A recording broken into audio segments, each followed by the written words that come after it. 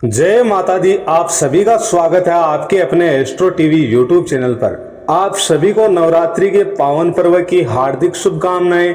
आज की वीडियो में हम पाठ करेंगे श्री दुर्गा सप्तशती जी के 13वें अध्याय का, और बड़े ही ध्यान और मन से सुनकर कथा का लाभ अवश्य ले।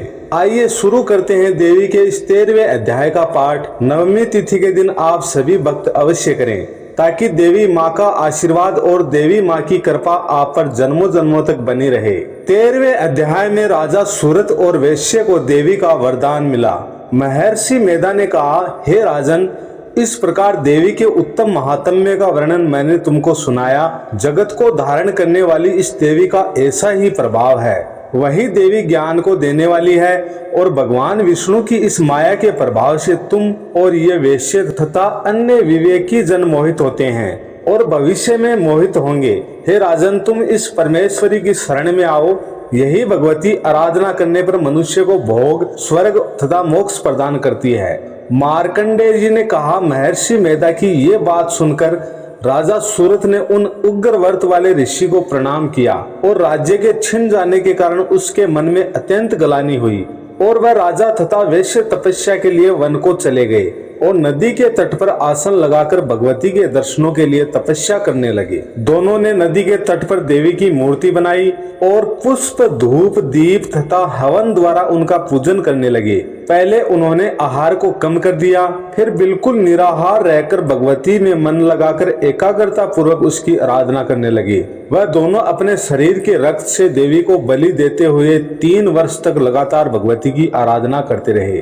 3 वर्ष के पश्चात जगत का पालन करने वाली चंडिका ने उनको प्रत्यक्ष दर्शन देकर कहा, देवी बोली, हे राजन, अपने कुल को प्रसन्न करने वाले वैश्य, तुम जिस वर की इच्छा रखते हो वह मुझसे मांगो। वह वर मैं तुमको दूंगी, क्योंकि मैं तुम पर अत्यंत प्रसन्न हूँ। मार्कंडेय जी कहते हैं, यह सुन राजा ने अगले जन्म में नष्ट न होने वाला अखंड राज्य और इस जन्म में बलपूर्वक अपने शत्रुओं को नष्ट करने के पश्चात अपना पुण्य राज्य प्राप्त करने के लिए भगवती से वरदान मांगा। और वैश्य ने भी, जिसका चित्त संसार की ओर से विरक्त हो चुका था, भगवती से अपनी ममता तथा अहंकार रूप आसक्ति को नष्ट कर देने वाले ज्ञान को देने के लिए कहा। देवी ने कहा, हे राजन, तुम शीघ्र ही अपने शत्रुओं को मारकर पुनः अपना राज्य प्राप्त कर लोगे। तुम्हारा राज्य स्थिर रहने वाला होगा। फिर मृत्यु के पश्चात आप सूर्य देव के अंश से जन्म लेकर सावर्णिक मनु के नाम से इस पृथ्वी पर ख्याति को प्राप्त होंगे।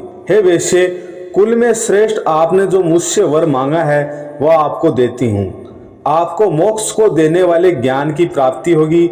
मार्कंडेय जी कहते हैं, इस प्रकार उन दोनों को मनोवांछित वर प्रदान कर तथा उनसे अपनी स्तुति सुनकर भगवती अंतर ध्यान हो गई। और इस प्रकार क्षत्रियों में श्रेष्ठ वह राजा सूरत भगवान सूर्य देव से जन्म लेकर इस पृथ्वी पर सावर्णिक मनु के नाम से विख्यात हुए। श्री दुर्गा सप्तशती के पाठ के बाद सिद्ध कुंजिका स्रोत का भी पाठ अवश्य करना चाहिए। इससे सभी मनोरथ पूरे होते हैं। तो आप सभी से निवेदन है कि आप हमारे चैनल पर नए हैं तो चैनल को सब्सक्राइब करें, वीडियो को लाइक करें, कमेंट में हर हर महादेव लेकर ज्यादा से ज्यादा शेयर करें। ओम नमः शिवाय। श्री शिवा नमस्तुभ्यम। जय माँ अम्बे, जय माँ गौरी। माता रानी का आशीर्वाद सभी भक्तों पर बना रहे।